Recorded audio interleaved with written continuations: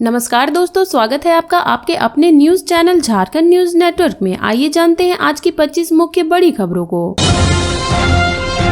झारखंड में लग्न शुरू होते ही चढ़ने लगी सोने चांदी के भाव। 6 दिनों में कितनी हुई बढ़ोतरी। त्योहारों के बाद सोना और चांदी के भाव में लगातार गिरावट आ रही थी, लेकिन 16 नवंबर से शुरू हुई लग्न के साथ ही सोने और चांदी के भाव चढ़ने लगे हैं। लग्न के कारण भी इनकी मांग बढ़ जाती है, इस कारण भी कीमतों में उछाल देखने को मिल रहा है। रांची में 6 दिनों में ही सोने की कीमत में 700 रूपए प्रति 10 ग्राम और चांदी के भाव में 2000 रूपए प्रति किलो की बढ़ोतरी हो चुकी है। 15 नवम्बर को सोने का भाव 10,900 रूपए प्रति 10 ग्राम था, जो 21 नवंबर को बढ़कर 71,600 रूपए प्रति 10 ग्राम पहुंच गया है। जबकि चांदी का भाव 92,000 रूपए से बढ़कर 94,000 रूपए प्रति किलो पहुंच गया है। सोने और चांदी की कीमत बढ़ने के कारण लोग लाइट वेट गहनों पर अधिक फोकस कर रहे हैं। लोगों की मांग को देखते हुए ब्रांडेड और स्थानीय दुकानदार लाइट वेट के नए नए डिजाइन लग्न को देखते हुए बाजार में लाने लगे हैं। सोने की कीमत प्रति 10 ग्राम 22 कैरेट, जबकि चांदी की कीमत प्रति किलो में है।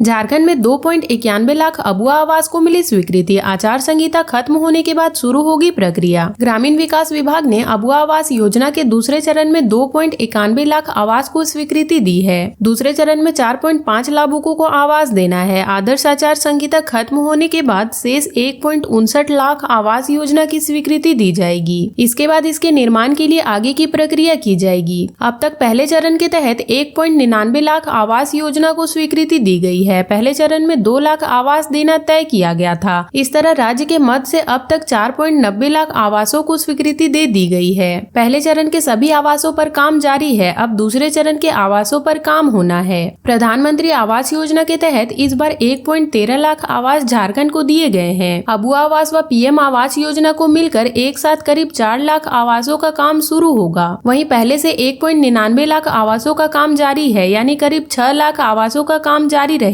इधर बालू की कमी पूरे राज्य में है, इसका असर आवासों के निर्माण पर पड़ रहा है। अब एक साथ इतने आवासों के लिए बालू की उपलब्धता नहीं होने से काम प्रभावित हो रहा है। पाकुड़ की 3 सीटों का क्या है गणित। कांग्रेस के हाथ होंगे मजबूत या बीजेपी आजसू का साथ लाएगा रंग। पाकुड़ जिले के 3 विधानसभा सीटों पर चुनाव संपन्न हो गया है। अब हार जीत के गणित में राजनीतिक पंडित उलझे हुए हैं। आम जनता अनुमान लगा रही है कि उनके विधानसभा क्षेत्र के प्रतिनिधित्व का दायित्व किसे मिलेगा। राजनीतिक दल अपनी अपनी जीत के दावे भले ही करे, लेकिन आश्वस्त कोई भी नहीं है। यह तस्वीर 23 नवम्बर को नतीजे आने के बाद साफ हो पाएगी। पाकुड़ विधानसभा सीट पर इस बार 16 प्रत्याशियों ने किस्मत आजमाई है, पर चुनाव मैदान में 3 ही दल नजर आए। इनमें इंडिया गठबंधन की ओर से कांग्रेस, एनडीए की ओर से आजसू एवं सपा चुनाव मैदान में है। वर्तमान में पाकुड़ की सीट इंडी गठबंधन के पास है, वहीं एनडीए की ओर से भी पुरजोर प्रयास किया गया है। इधर 2019 के चुनाव में आजसू से चुनाव लड़ रहे अखिल अख्तर ने सपा के टिकट से चुनाव लड़ा है। वर्ष 2019 के चुनाव की अगर बात की जाए तो विधानसभा चुनाव में 12 प्रत्याशी चुनावी मैदान में थे। परिणाम की अगर बात की जाए तो कांग्रेस के आलमगीर आलम व बीजेपी के बेनी प्रसाद गुप्ता के बीच सीधी टक्कर देखने को मिली। इसमें आलमगीर आलम ने 65,108 वोट के अंतर से बीजेपी के बेनी प्रसाद गुप्ता को शिकस्त दी थी।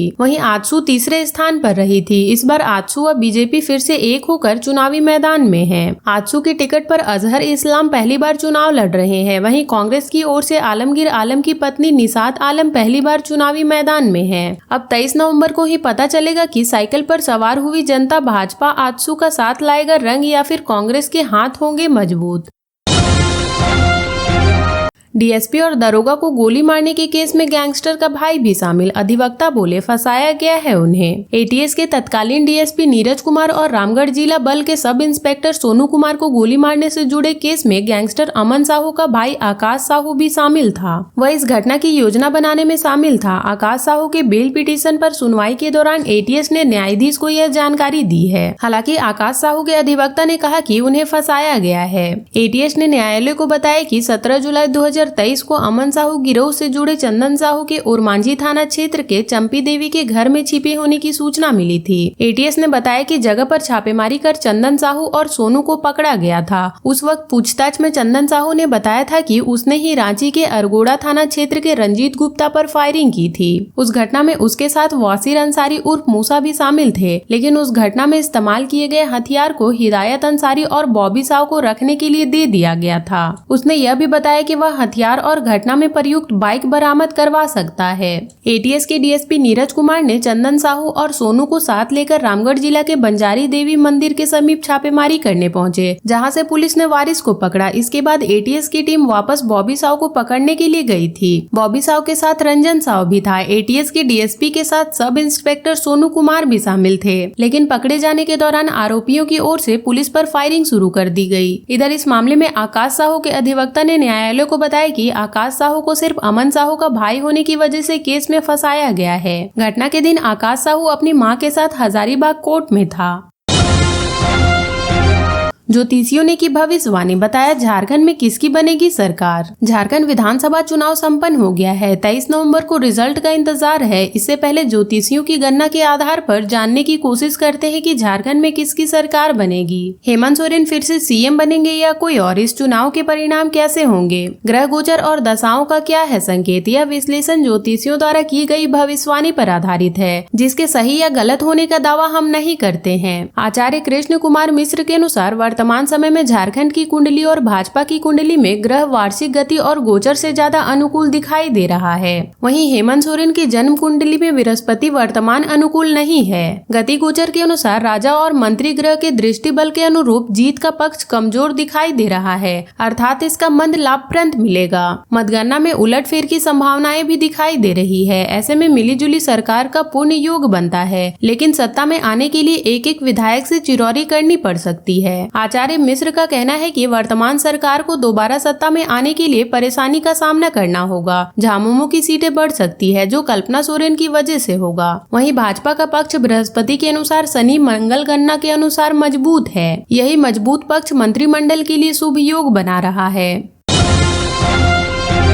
जोड़ घटाव में जुटी पार्टियां, जाने किस पार्टी को क्या फीडबैक मिला। झारखंड में 20 नवंबर को दूसरे चरण का मतदान समाप्त होने और एग्जिट पोल आने के बाद पार्टियां अपने अपने स्तर से समीक्षा कर रही हैं। जोड़ घटाव का सिलसिला जारी है। झामुमो, भाजपा, आजसू जैसी पार्टियों के नेता अपने अपने प्रत्याशियों और विधानसभा के कार्यकर्ताओं से बात कर जोड़ घटाव कर रहे हैं कि कौन सी सीट पर जीत कंफर्म है और कौन सी सीट लूज कर रहे हैं, कहां आमने सामने का मुकाबला है। वहीं प्रमुख नेताओं ने महीनों भर की मेहनत के बाद कुछ आराम भी किया। इधर झामुमो के केंद्रीय महासचिव विनोद पांडे व सुप्रियो भट्टाचार्य ने कहा कि हेमंत सोरेन के नेतृत्व में झारखंड में दोबारा सरकार बनने जा रही है। झामुमो गठबंधन की 59 से अधिक सीटों पर जीत होगी। इसके अलावा मुख्यमंत्री हेमंत सोरेन ने भी झामुमो कार्यकर्ताओं से बैठकर विधानसभा वार समीक्षा बैठक की। मुख्यमंत्री हेमंत सोरेन गुरुवार को कांके रोड स्थित आवास से ऑनलाइन मीटिंग के माध्यम से राज्य भर के पार्टी कार्यकर्ताओं से जुड़े। उन्होंने पूरे चुनाव में अपने योगदान तथा समर्पण के लिए बधाई दी।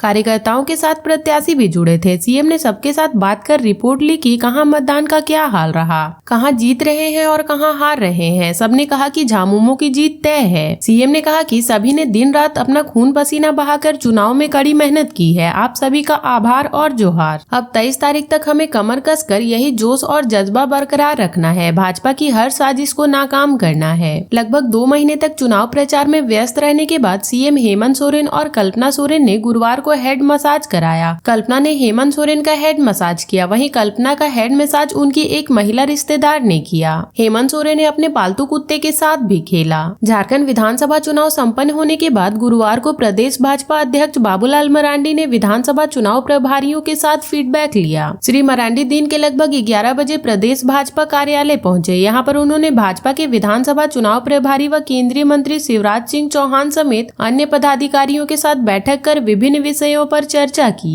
इस दौरान वे पार्टी कार्यकर्ताओं से भी मिले। शाम में श्री मरांडी आवास पहुंचकर विधानसभा प्रभारियों से अलग अलग बात कर पार्टी के प्रदर्शन से संबंधित फीडबैक लिया। यह सिलसिला देर रात तक जारी रहा। इस दौरान उन्होंने प्रमुख कार्यकर्ताओं के साथ भी बातचीत की। शुक्रवार को श्री मरांडी प्रदेश भाजपा कार्यालय में चुनाव कार्य में लगे विस्तारकों व चुनाव प्रभारियों के साथ बैठक करेंगे। श्री मरांडी बैठक के बाद शुक्रवार की शाम धनवार जाकर पार्टी कार्यकर्ताओं से मिलेंगे। प्रदेश भाजपा अध्यक्ष बाबूलाल मरांडी ने कहा कि हेमंत सरकार जा रही है, भाजपा एनडीए की सरकार आ रही है। मजबूत सरकार और विकसित झारखंड बनाने के लिए लोगों ने बड़ी संख्या में मतदान किया है। 51 से अधिक सीटों पर एनडीए जीत दर्ज करेगा। यहां एनडीए की पूर्ण बहुमत की सरकार बनेगी।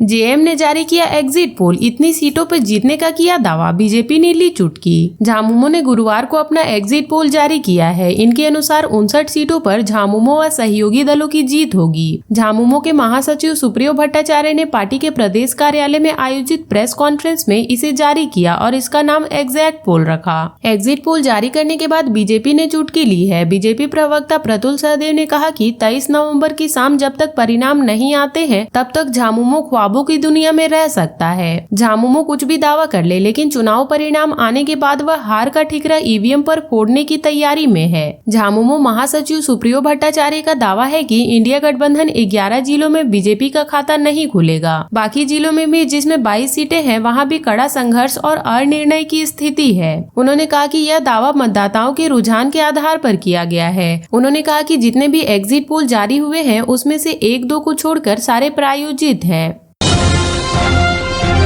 महिलाओं ने पुरुषों को छोड़ा पीछे, दूसरे चरण की 31 सीटों पर सबसे अधिक वोट। झारखंड में दूसरे चरण की 38 सीटों पर संपन्न चुनाव में भी महिलाओं ने मतदान करने में पुरुषों को पीछे छोड़ दिया है। दूसरे चरण की 38 में से 31 विधानसभा सीटों पर महिलाओं ने पुरुषों की तुलना में अधिक मतदान किया, जबकि इस चरण में पुरुष मतदाताओं की संख्या महिला मतदाताओं से अधिक थी। मतदाता सूची में 62.89 लाख पुरुष और 61 लाख महिला मतदाता थे। इनमें से 43.96 लाख महिलाओं और 41.46 लाख पुरुष मतदाताओं ने अपने मताधिकार का प्रयोग किया। अंतिम चरण में पुरुषों की तुलना में लगभग 2.5 लाख अधिक महिलाओं ने मतदान का प्रयोग किया।